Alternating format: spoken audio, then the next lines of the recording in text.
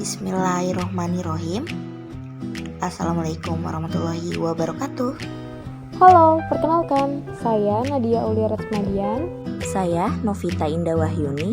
Saya Nurul Khalifah Febriani. Dan saya Revi Alivia. Kami dari kelompok 3. Kami merupakan mahasiswa dari Universitas Indah Prasta PGRI dengan program Studi Bimbingan dan Konseling. Video ini berisikan materi keterampilan dasar dalam hubungan konseling mengenai penstrukturan dalam konseling perorangan guna menguasai keterampilan dasar konseling.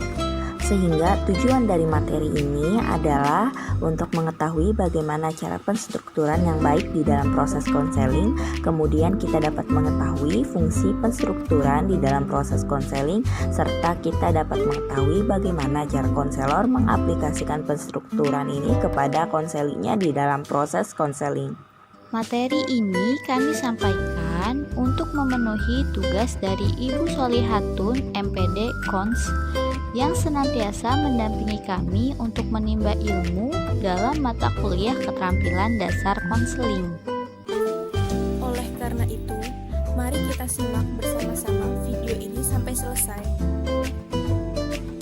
Penstrukturan adalah suatu teknik yang dilaksanakan dalam konseling yang membahas mengenai permasalahan konseling yang berfokus pada pengembangan seluruh aspek kepribadian konseling seperti memahami jati dirinya, menumbuh kembangkan bakat dan minat yang dimiliki, pencegahan pada timbulnya masalah yang akan menghambat perkembangannya, dan menyelesaikan masalah-masalah yang dihadapinya, baik sekarang atau masa yang akan datang.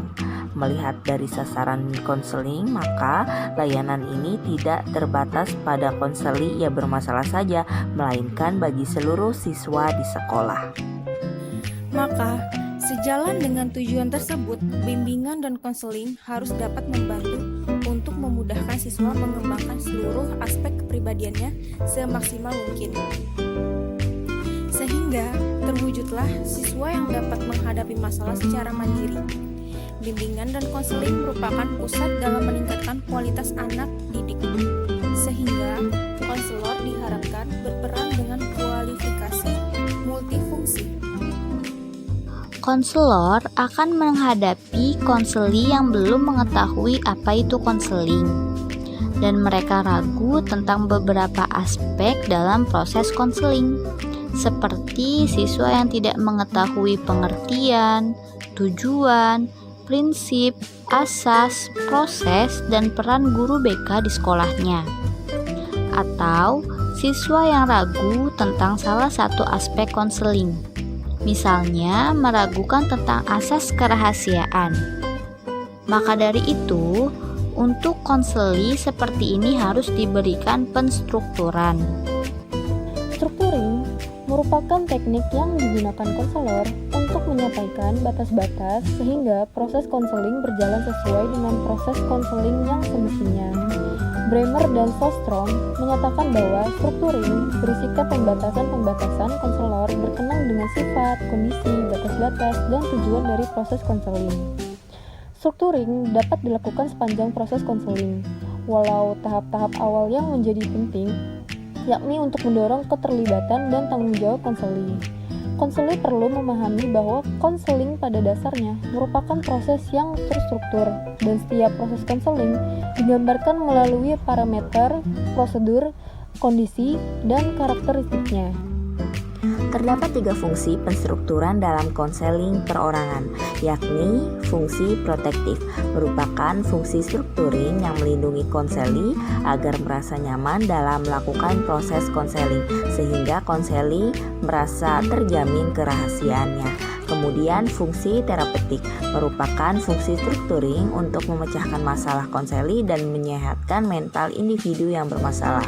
Dan fungsi fasilitatif merupakan fungsi strukturing dalam memfasilitasi munculnya rasa tanggung jawab, komitmen, dan keterlibatan atau partisipasi aktif konseli dalam proses konseling. Bentuk-bentuk penstrukturan, batas waktu atau time limits. Dalam setiap proses wawancara konseling, hanya ada sejumlah waktu tertentu yang dapat diberikan konselor kepada konseling. Sehingga konselor harus menyatakan pada awal pertemuan bahwa berapa lama konseling akan dilaksanakan.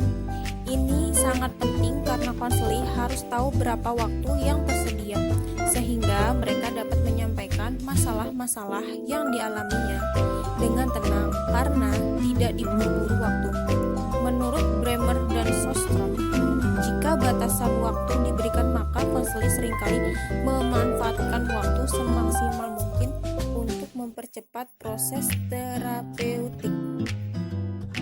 Batas tindakan. Pembatasan tindakan ini mengenai batasan-batasan tindakan yang boleh ataupun yang tidak boleh dilakukan. Dalam layanan konseling, konselor tidak boleh membatasi ekspresi verbal konseli, akan tetapi hal-hal yang tidak boleh dilakukan oleh konseli adalah melukai diri sendiri dan orang lain. Misalnya saja, konseli boleh mengatakan apa saja kepada konselor. Mereka menyampaikan segala apa yang ingin ia katakan. Rogers mengatakan bahwa melukai konselor yang dilakukan oleh konseli merupakan kesalahan dan ini dapat menjadikan kegelisahan bagi konselor dalam hubungannya membantu konseli. Batas peran atau role limit. Dalam berbagai setting konseling, konselor mungkin memiliki peran ganda. Struktur peran tidak hanya dimaksudkan untuk membatasi siapa diri konselor pada saat ini, tetapi juga apa yang harus diperankan konselor dan konseli dalam proses yang akan berlangsung. Konselor akan menjelaskan perannya dalam hubungan konseling karena konseli kadang-kadang datang kepada konselor dengan konsep yang salah. Beberapa konseli menganggap proses konseling sebagai alternatif tunggal yang dapat menuntaskan masalahnya.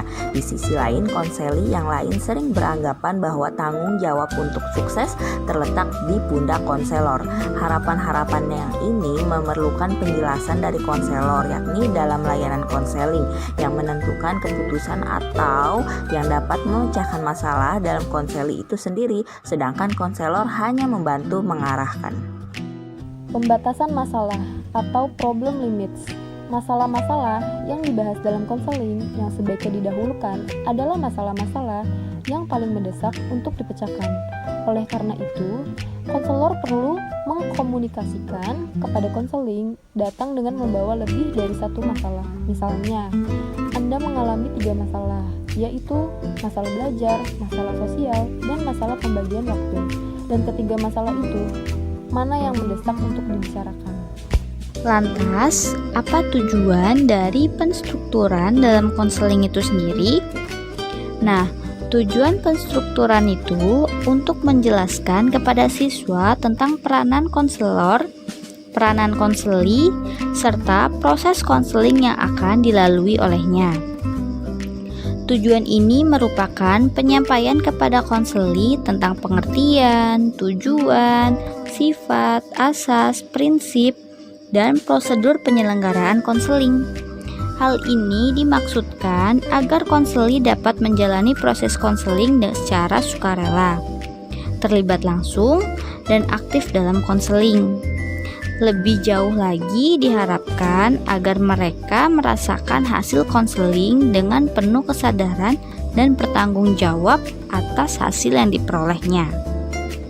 Nah, isi dari penstrukturan itu sendiri, yang pertama ada pengertian dan tujuan konseling, yang kedua peranan konselor dan peranan konseli dalam konseling, yang ketiga bentuk dan proses konseling, yang keempat asas dan prinsip konseling, serta yang terakhir yaitu teknik-teknik konseling.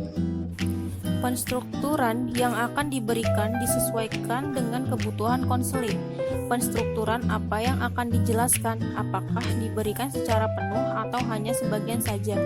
Lebih banyak ditentukan oleh sejauh mana batas pemahaman konseli tentang proses konseling untuk dapat konselor lengkapi sehingga proses konseling dapat berjalan lancar. Contohnya, ketika konseling yang belum mengetahui pelayanan bantuan melalui konseling, maka diperlukannya penstrukturan secara penuh. Sedangkan bagi konseling yang masih ragu tentang aspek tertentu, misalnya asas bimbingan dan konseling, maka dapat diberikan penstrukturan sebagian, salah satunya seperti siswa yang meragukan asas kerahasiaan. Konselor cukup hanya memberikan materi penstrukturan tentang asas kerahasiaan saja. Sehingga dapat kita simpulkan bahwa penstrukturan penuh itu disampaikan kepada klien yang belum memahami dan mengetahui apa itu konseling. Hal ini dilakukan untuk klien yang tidak menyadari dirinya bermasalah atau klien punya persepsi negatif terhadap konseling. Dan penstrukturan sebagian ditujukan untuk klien yang datang secara sukarela, yang secara umum sudah memiliki pengetahuan minimal tentang konseling atau sudah pernah melakukan konseling. Penstrukturan sebagian dilakukan konselor untuk menata kembali pikiran dan perasaan klien tentang konseling. Sebenarnya untuk penstrukturan dapat diberikan di awal atau di tengah proses konseling, bahkan di akhir konseling. Nah, penstrukturan dapat diberikan langsung oleh konselor tanpa persetujuan konseli, diminta oleh konseli, atau diberikan langsung setelah ada pertanyaan dari mereka. Hal penggunaan teknik penstrukturan ini akan turut menyertai proses konseling yang akan atau sedang dilakukan. Konseli yang telah memahami secara baik tentang layanan konseling ini tentu akan ingin terlibat langsung.